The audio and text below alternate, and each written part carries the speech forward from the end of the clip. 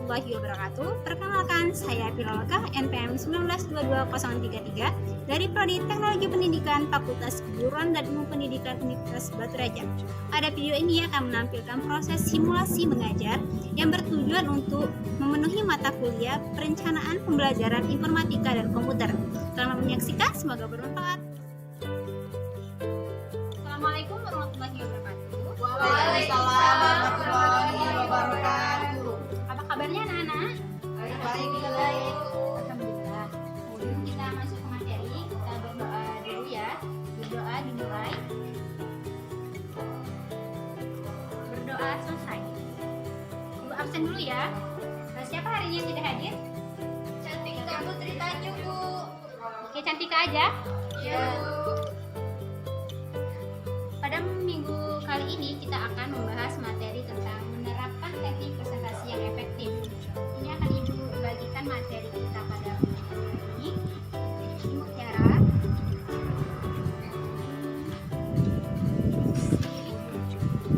Messi, Fani.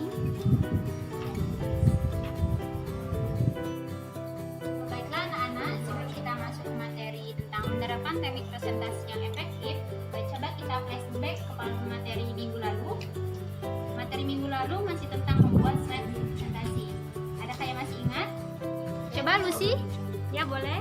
Presentasi adalah topik pengajuan kegiatan, dapat atau informasi kepada orang lain. Benar sekali.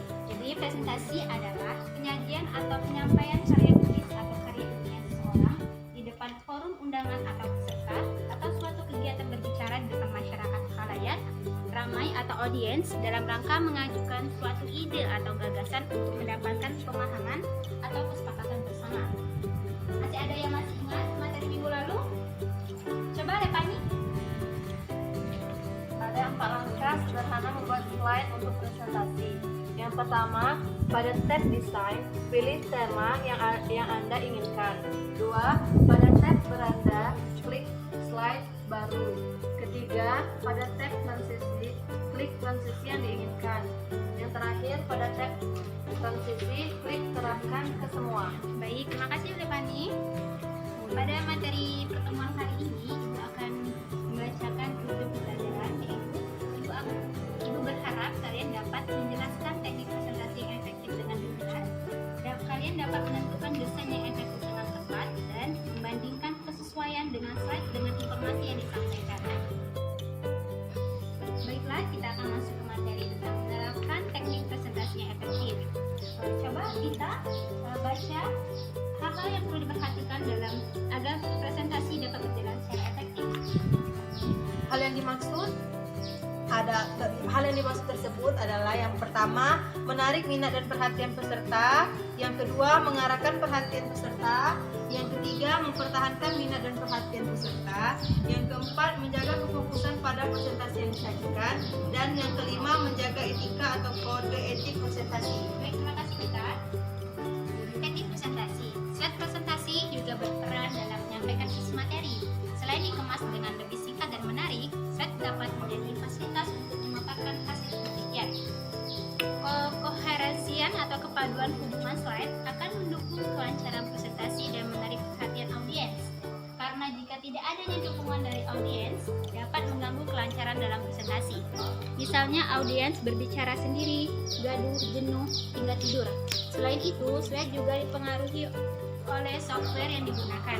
Terdapat beberapa pilihan perangkat lunak atau software yang dapat digunakan dalam presentasi, yaitu Microsoft PowerPoint, OpenOffice Impress, FlashPoint, Micromedia Flash, dan Macromedia Event. Dalam pembuatan slide presentasi, ada beberapa hal yang perlu diperhatikan, yaitu yang pertama, pilih tema desain yang tepat.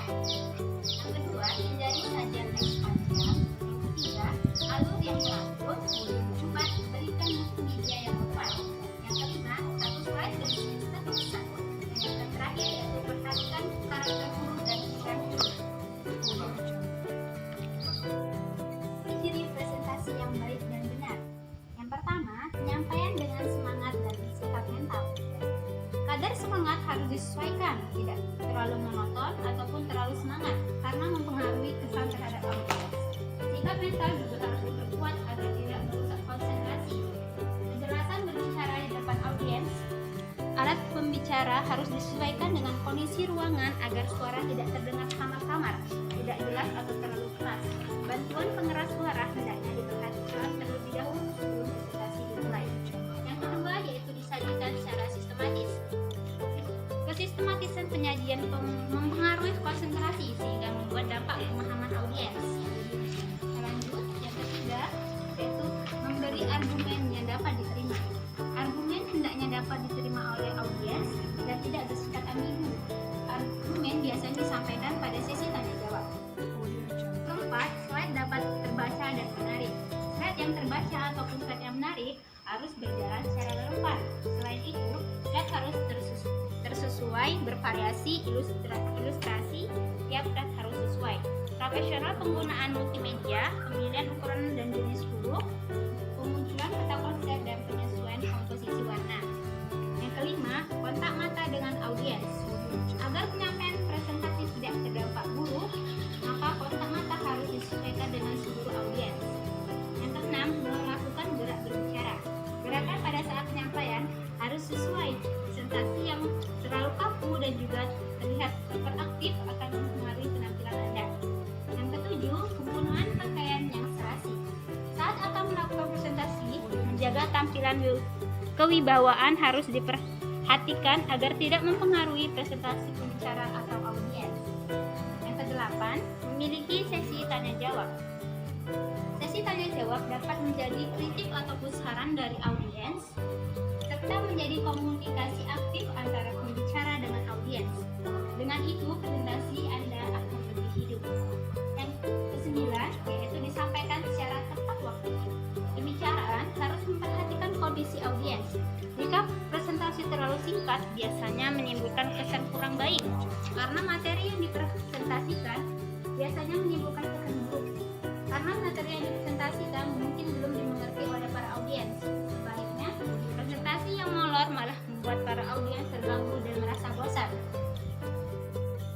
Dari materi yang sudah Ibu jelaskan, apakah ada yang ingin ditanyakan? Boleh, Nini, silakan. Bu, bagaimana tips dalam berpakaian saat akan melakukan presentasi? Tips dalam berpakaian saat akan melakukan presentasi yaitu yang pertama, pilihlah pakaian yang serasi baik warna maupun bentuk atau modelnya.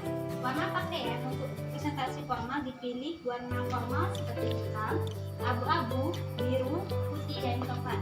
Sedangkan bentuk atau model pakaian adalah model formal. Yang kedua, perhatikan kelengkapan pakaian seperti kancing baju, resleting, ikat pinggang, sepatu, dan kaos kaki. Dan yang ketiga yaitu untuk pembicara perempuan, perhatikan penggunaan make up. Make up tidak perlu tebal, namun juga tidak boleh tanpa make up sama sekali karena mempunyai citra kurang profesional. Bagaimana, Neni?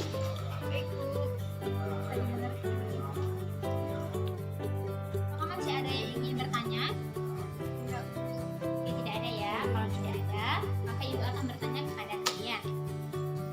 Kamuti, tolong jawab pertanyaan Ibu ya. Apa saja yang perlu diperhatikan saat pembuatan slide presentasi? Yang pertama ada pilih tema desain yang relevan, kemudian hindari sajian teks panjang. Yang ketiga, alur yang teratur.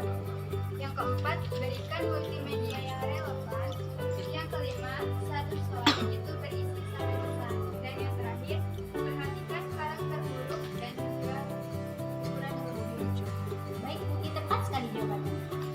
Lanjut ya, Ibu akan nanya sama Pita. Pita, coba sebutkan 4 ciri presentasi yang baik dan benar.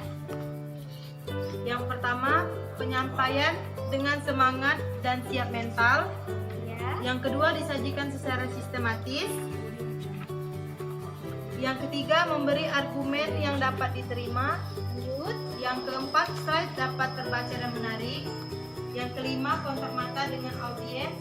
Yang keenam, melakukan gerak berbicara. Yang ketujuh, penggunaan pakaian yang serasi. Yang kedelapan, memiliki sesi tanya jawab. Dan yang terakhir, disampaikan secara tepat waktu. Benar sekali. Terima kasih, Pita. Baiklah anak-anak, sebelum Ibu tutup materi kita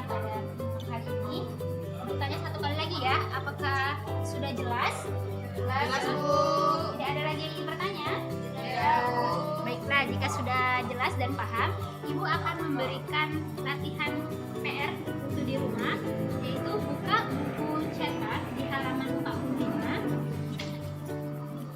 dikumpulkan secara kolektif melalui ketua kelas. Ingat ya, tugasnya tidak boleh sama antar teman yang lain. Untuk materi minggu depan, yaitu melakukan presentasi efektif. Silakan kalian baca dan pahami untuk materi pertemuan berikutnya.